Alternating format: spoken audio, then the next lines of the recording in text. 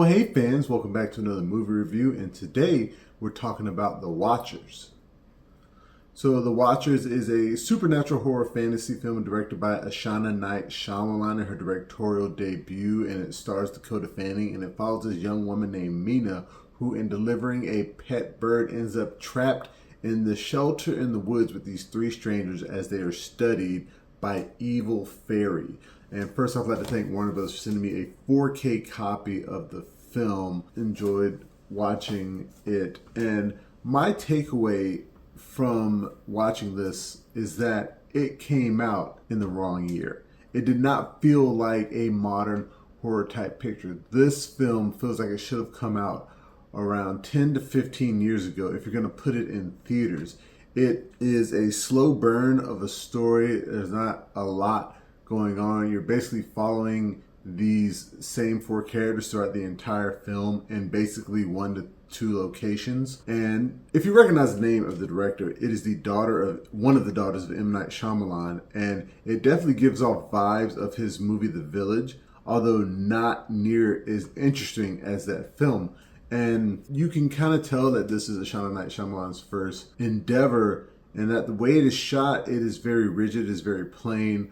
A lot of the day for night does not look that great, and a lot of the film just looks too dark in general. And I believe some of that was to disguise the bad CGI on the fairy-like creatures. And I don't think for a movie like this, and that they're shape-shifting fairies, you didn't have to make them like these horrible-looking monsters. You could have just cast a bunch of extras and made it so that they were, taking on the forms of humans, maybe give them pointy ears. You don't have to go this entire route that they did. I think that was a waste of money personally. And like I said, the story is a slow burn, and there are some huge gaps in the logic. The viewers are intended to take so many leaps of faith. One involving, at a certain point of the film, they realize there is a bunker underneath the building that they are trapped in. And they watch these videos of how the scientist says that he built this bunker. For him to have done what he had did, it would have taken a lot more people in a lot longer time. And the fact that he did all this, nobody caught wind of it and survived, it just really didn't make sense to me. And even once you wrap it up, the entire story up, and you get to the ending, it's kind of like, what was the point of this story? And I'm not exactly sure how well it did in theaters. I can actually look that up right now. Yeah, it didn't do very well. So I feel like this film should have come out years ago, and if you're gonna make it now, this is something you put straight to streaming during the Halloween season.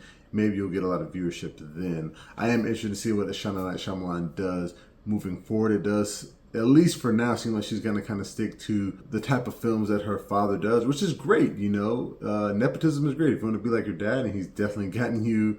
It's a Warner Brothers movie too. He has a good relationship with Warner Brothers. If he's gotten you this job, keep it going, get better. One day you may be as good of a director as he is, even though he's had a few misses lately.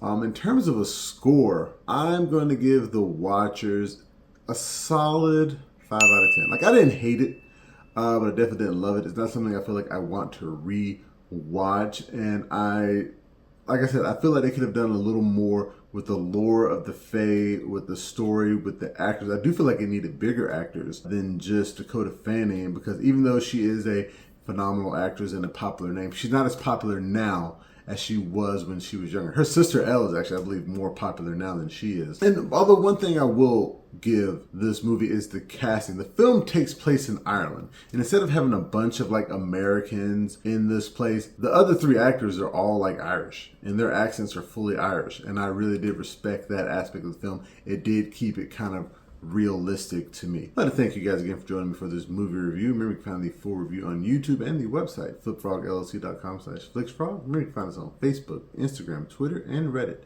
And please, pretty please, make sure that you like, share, and subscribe. And until next time, I'll be seeing you.